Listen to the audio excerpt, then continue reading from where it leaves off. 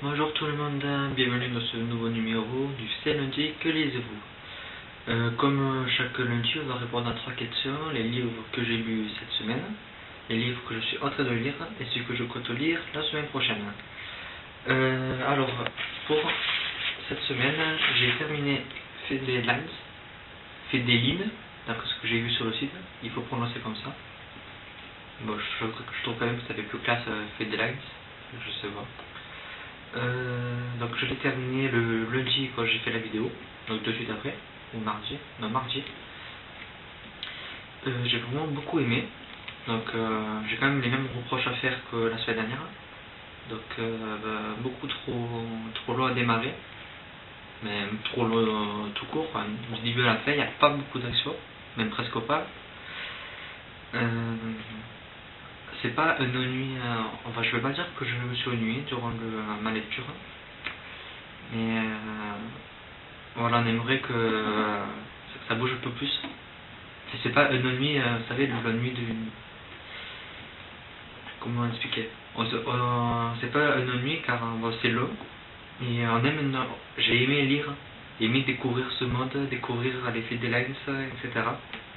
Donc c'était pas, voilà, je me suis pas ennuyé, mais ça reste un peu long.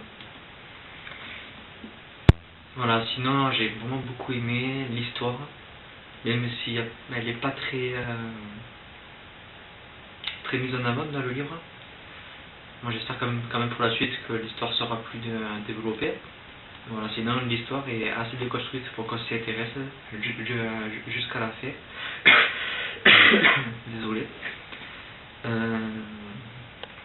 Voilà, donc malgré cela, j'ai quand même beaucoup aimé l'univers. J'avoue que ça fait une semaine que je l'ai terminé, il me manque beaucoup plutôt. J'ai vraiment beaucoup aimé les personnages, l'écriture, toutes les trouvailles qu'a fait Nadia Coste, donc l'auteur du livre. J'ai vraiment beaucoup aimé. J'ai très hâte de lire le second tome, que j'ai acheté d'ailleurs ce matin. Donc voilà, j'ai vraiment beaucoup aimé, et si vous pouvez le lire, lisez-le. Alors ensuite j'ai commencé, je ne l'ai pas terminé, car j'ai trouvé le début un peu comme un Fedelines, le début vraiment très long à démarrer, il se passe pas beaucoup de choses, et j'avoue que ça m'a bloqué pendant bien 3 ou 4 jours. Donc là hier ça a bien commencé à bouger, donc j'ai lu sur la page je crois hier soir, donc ça s'annonce bien mieux qu'au début. C'est Indiana Taylor, le premier tome, Ligne de printemps.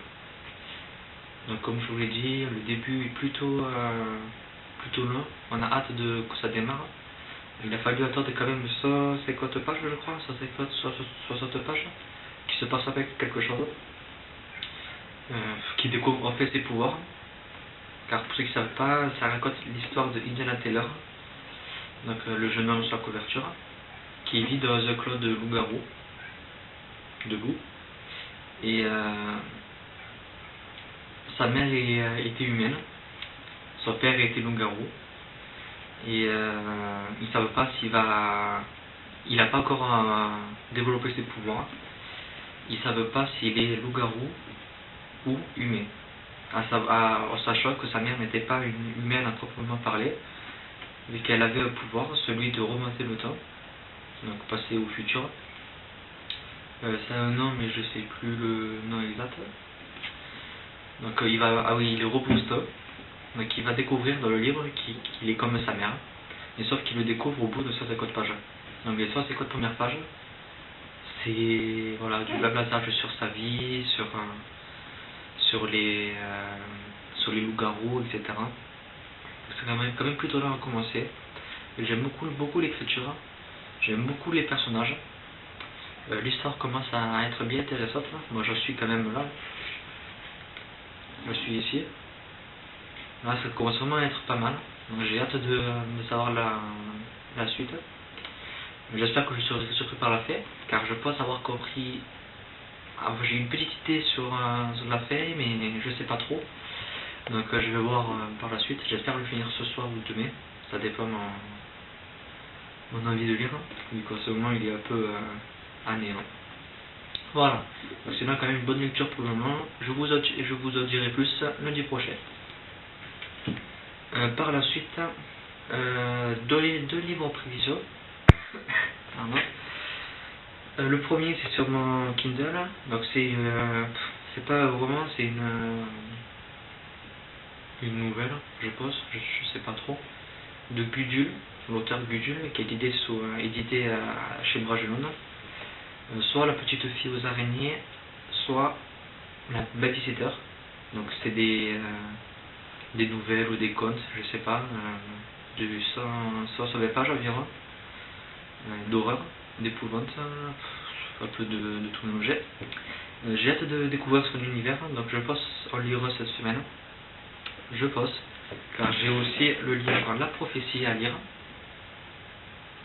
donc que l'auteur m'a très gentiment envoyé et que je remercie. Donc je vais le lire cette semaine, celui-là. Donc je pense que Gudule passera après, ou sinon je l'ai sur ma Kindle, donc je pourrai le lire quand je veux, on verra. Ça sera selon mes avis. Donc je pense quand même lire La prophétie, qui est un livre Bit Lit. Donc venant de moi c'est très rare. Voilà, Bit Lit à la française. Je sais pas du tout ce que ça va donner. J'ai lu des avis sur les verdicts, sur les blogs, etc. Des avis très positifs.